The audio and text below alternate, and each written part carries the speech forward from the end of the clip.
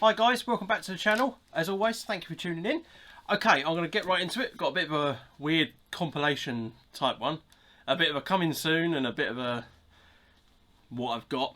Okay, first things first. And this goes out to Gary, if you're watching, mate. Sorry it's taken so long to get another video out.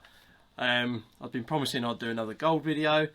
And that I'd announce a winner, that I did a little competition to win a bag of paydirt. Gary, obviously I know you already know because we've been talking. Obviously, congratulations, mate, for winning the paydirt. If that's not already got to you, then it's on its way to you. I got a new toy. So, finally, gave up with the wok, and I've got myself an actual gold pan. So, this bad boy is going to get some use. It's going to get some use in the studio. And I'm planning a trip maybe around March time to actually go and do some panning up in Scotland, so watch out for that. And I said it's going to be a bit of a weird one, so I'm pairing that with the whole prepper theme. I think we're going to go, it's starting to feel right now going into the prepper side. So massive shout to the Global Preppers Network. So, and a big shout to Dave Hurt, if you're watching, Dave, mate, you've been quite an influence already, believe it or not. And I'm sure any of the followers on the group would agree. So, what have we got? Right. So, this is going to be a bit of a two-parter, I will say. First is I'm going to show you what I've got. And you've probably already read it in the title anyway. And then we're going to actually do it. So, first things first. A major part of the kit, water filtration. Boom. Yep. Look, I know there's hundreds of reviews of this thing online. I'm not going to review it per se. But what I am going to do... just so you know, it's the Sawyer Mini. One of those little kind of, what would you call it? Have they got a word for it? It's a mini water filtration system. There you go. So, I am, God help me, I swear to God, I'm going to have to shit after this. Nevertheless, I'm going to try it either from the pond, because the pond itself is filtered, but there you go, good a source as any. Or out of the water butt, perhaps. For those who use rainwater harvesting systems, there we go. In fact, you know what? We'll do that. I'm going to take it straight out of my water butt, which harvests off of the roof here. Run it through this bad boy. And aside from just drinking the water straight up, we have a little selection of food.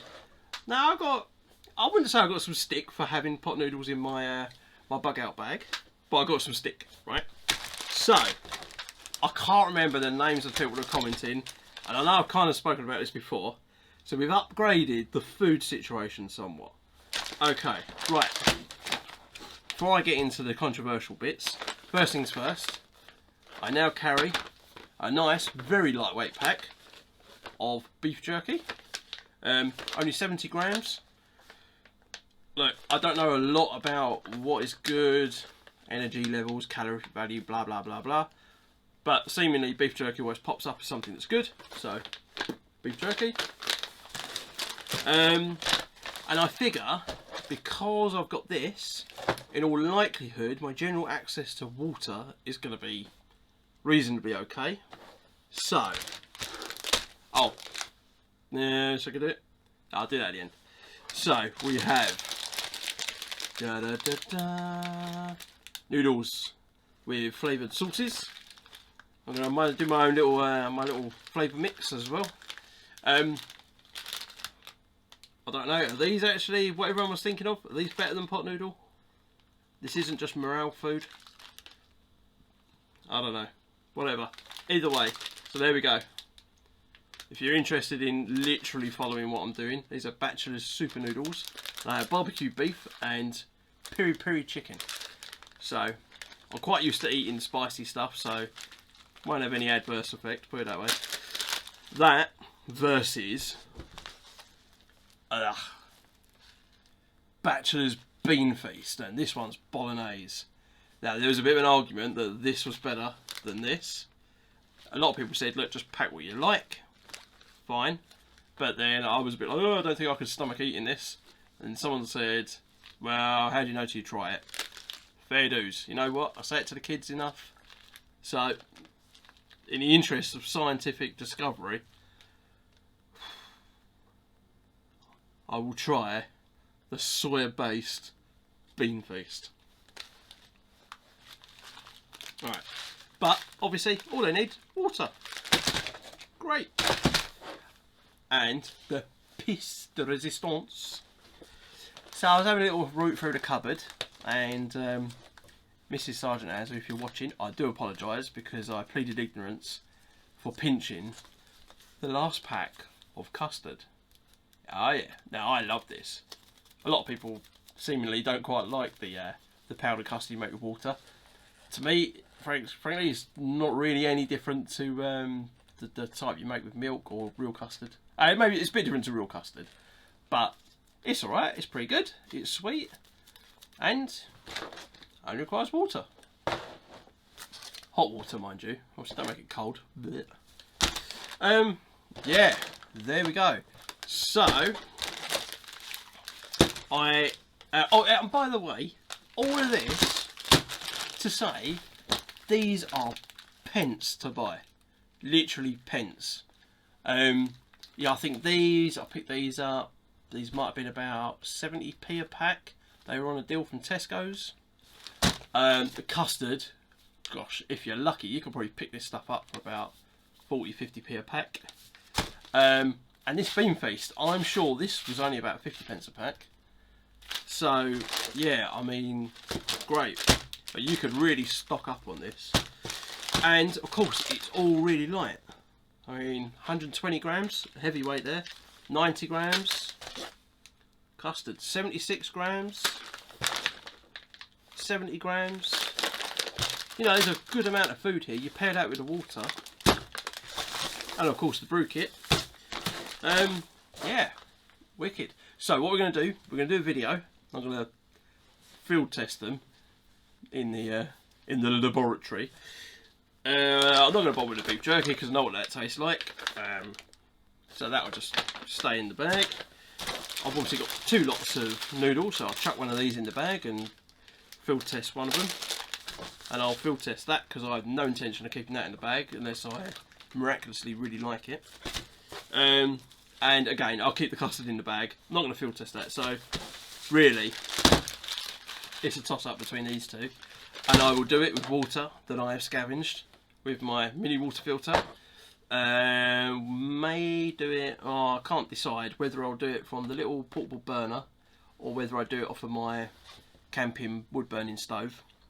So I might do it off the little burner because it's probably more real.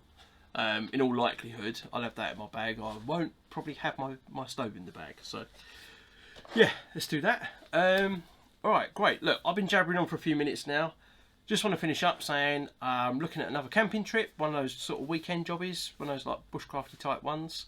With the little man, so that's good, that's always good. Still, you know, the temperature really has been really mild, so hoping we might start seeing some minus figures at some point soon.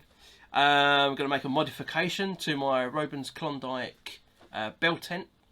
So for those of you that know, the Robin's Klondike, the chimney port, flue, whatever you want to call it, exits through the peak of the tent. So I kind of want to move that off to one side. I've been watching a lot of Kent Survival recently and a few others, and their kind of stove jacks are off to one side. It feels like it's safer, especially if I've got the little man in the tent, or anyone else for that matter, than having it in the middle. And you know, thankfully I've got a couple of extra sections of flue pipe because the stove that I bought, it was too short because the tent's so bloody tall. So in a good way, all it means is now the really tall chimney will hopefully keep a lot of the embers away from the tent. So that'll be I think a good video, show you how to modify a tent.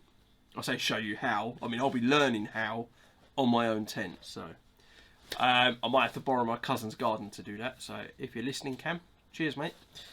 Yeah, and we'll start pairing all that in with a bit of gold. And I think we can reasonably combine the two kind of hobbies. So you could argue that with the correct preparation and you bug out to a location, Scotland being probably a good candidate in reality probably a bit far away. But who knows, you might be able to not just survive, but actually collect a commodity for trade, barter, so on and so forth. Anyway, right, that's all a little bit fanciful, but nevertheless, you never know. Okay, great. I'm going to cut off here. As always, thank you for watching. Please like, subscribe. Gary, congratulations on the bag of paydirt. Global Preppers Network. There's loads of things going on that look really exciting. Yeah, and hopefully some of the stuff there can bring you along for the journey. Yeah, great. Alright, till next time. Thank you so much for watching. I'll see you very soon.